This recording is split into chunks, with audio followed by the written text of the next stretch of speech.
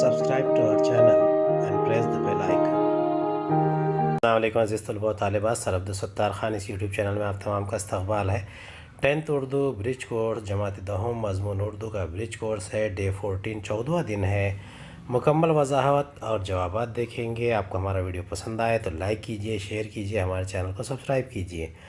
14واں دن ہے مہارت تصور زبان کی تدریس درسی اقتباس۔ چلیے شروعات کرتے ہیں۔ آپ معلوم کریں عزیز بچوں، اردو کی بیانی اصناف میں افسانے کو جو مقبولیت حاصل ہے، ہم یہ بات اچھے سے جانتے ہیں۔ آپ نے نہم جماعت میں جو افسانہ پڑھا ہے، آج ہم اس افسانے کا اعادہ اور اپنی معلومات کو از سر نو کریں گے۔ آؤ اہلیت پیدا کریں۔ سرگرمی ایک، اقتباس پر مبنی سرگرمی۔ اقتباس درسی کتاب کا صفحہ نمبر 6۔ ہلکو نے آ کر اپنی بیوی سے کہا، شہنا آیا ہے، لاؤ جو روپے رکھے ہیں اسے دے دو، کسی طرح گردن تو چھوٹے۔ منی بہو جھاڑو لگا رہی تھی، پیچھے پھر کر بولی، 3 ہی تو روپے ہیں، اسے دے دو گے تو کمبل کہاں سے آئے گا؟ ماگھ پوس کی رات کھیت کیسے کٹے گی؟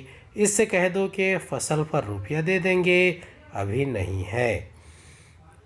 ہلکو تھوڑی دیر تک کھڑا رہا اور اپنے دل میں سوچتا رہا، پوس سر پر آ گیا ہے، بغیر کمبل کی رات کو وہ کسی طرح کھیت میں نہیں سو سکتا۔ مگر شہنا مانے گا نہیں، وہ گھڑکیاں دے گا، گالیاں بکے گا، بلا سے جاڑے میں مریں گے، یہ بلا تو سر سے ٹل جائے گی۔ یہ سوچتا ہوا وہ بیوی کے پاس گیا اور خوشامدانہ لہجے میں بولا، دے دے گردن تو کسی طرح سے بچے، کمبل کے لیے کوئی تدبیر سوچوں گا۔ مندرجہ ذیل محاوروں کو اپنے جملوں میں استعمال کیجئے۔ پہلا ہے گھڑکیاں دینا، دوسرا گردن بچنا۔ سرگرمی نمبر 2 ہے، درج ذیل جملوں کی وضاحت کیجئے۔ پہلا ہے، شہنا آیا ہے، لاؤ جو روپے رکھے ہیں اسے دے دو، کسی طرح گردن تو چھوٹے۔ دوسرا، اس سے کہہ دو کہ فصل پر روپے دے دیں گے، ابھی نہیں ہے۔ پہلے کا جواب ہے کسی کو گھڑکیاں دینا بری بات ہے۔ دوسرا، وہ چاہتا تھا کہ وقتی طور پر صحیح کسی طرح گردن بچ جائے۔ پہلے کا جواب ہے، وضاحت ہے، ہلکو کسان نے شہنا سے کچھ رقم قرض لی تھی، اس نے پیسے بچا کر 3 روپے جمع کیے تھے تاکہ کمبل خرید سکے اور ماگھ پوس کی سردی سے بچاؤ کر سکے۔ لیکن شہنا اپنا باقی لینے آ گیا تھا، اگر اسے رقم نہ دی جاتی تو ڈانٹتا، پھٹکارتا اور گالیاں بکتا۔ اس لیے ہلکو اپنی بیوی سے کہتا ہے کہ وہ روپے سے دے دے تاکہ شہنا کے ہاتھ سے اس کی گردن محفوظ ہو جائے۔ کمبل خریدنے کے لیے وہ کوئی اور طریقہ سوچ لے گا۔ دوسرے کا جواب ہے، ہلکو کی بیوی دیکھ رہی تھی کہ کئی برسوں سے شہنا کو پیسے دیے جا رہے ہیں، لیکن اس کا قرض باقی ہی رہ جاتا ہے۔ وہ لوگ کھیتی کرتے ہیں، پیداوار ہوتی ہے تو اس سے باقی ادا کرتے ہیں۔ اس وجہ سے وہ ہلکو سے کہتی ہے کہ کھیتی چھوڑ دو اور مزدوری کرو تاکہ چین سے ایک روٹی تو کھا سکے۔ آؤ مشق کریں، لغت کی مدد سے درج کردہ الفاظ کے معنی تلاش کر کے قلم بند کریں۔ ماگھ پوس تدبیر خوشامدانہ۔ الفاظ کے معنی ہے، ماگھ ہندی سن کا 11واں مہینہ، پوس فصلی سن کا 9واں مہینہ، تدبیر بندوبست انتظام کرنا، خوشامدانہ خوشامد کرنے والا۔ آؤ تخیلاتی بنے۔ چیلنج، پریم چند کا افسانہ کفن کا مطالعہ کیجئے اور اس پر اپنی رائے کا اظہار کیجئے۔ پریم چند کے شاہکار افسانہ کفن کی ابتدا ہندوستان کی روایتی اور بوسیدہ قسم کے دیہات سے ہوتی ہے۔ ایک ایسا دیہات جہاں کسانوں اور مزدوروں کی کثرت ہے۔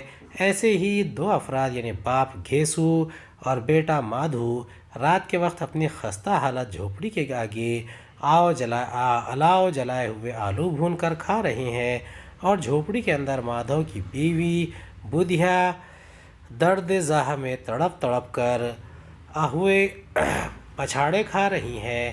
چونکہ باپ اور بیٹا انتہائی کاہل اور بے حس ہے، اس لیے بدھیا کی چیخوں کا ان پر کوئی اثر پڑتا نہیں دکھائی دیتا۔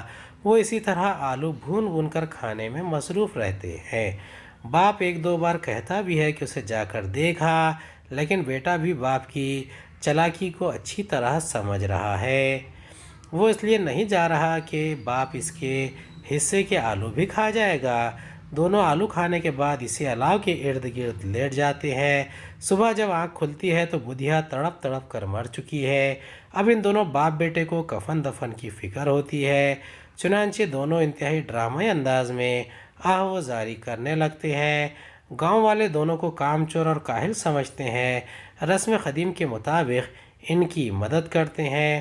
گاؤں والوں کی مدد کو ناکافی سمجھتے ہوئے دونوں باپ بیٹا گاؤں کے زمینداروں کے پاس جاتے ہیں۔ ان نااہلوں سے نفرت کرنے کے باوجود زمیندار ان کی مدد کرتے ہیں۔ 1 گھنٹے میں ہی جب ان کے پاس 5 روپے کی معقول رقم جمع ہو جاتی ہے تو یہ دونوں کفن خریدنے کی غرض سے بازار جاتے ہیں، جہاں راستے میں ایک شراب خانہ پڑ جاتا ہے۔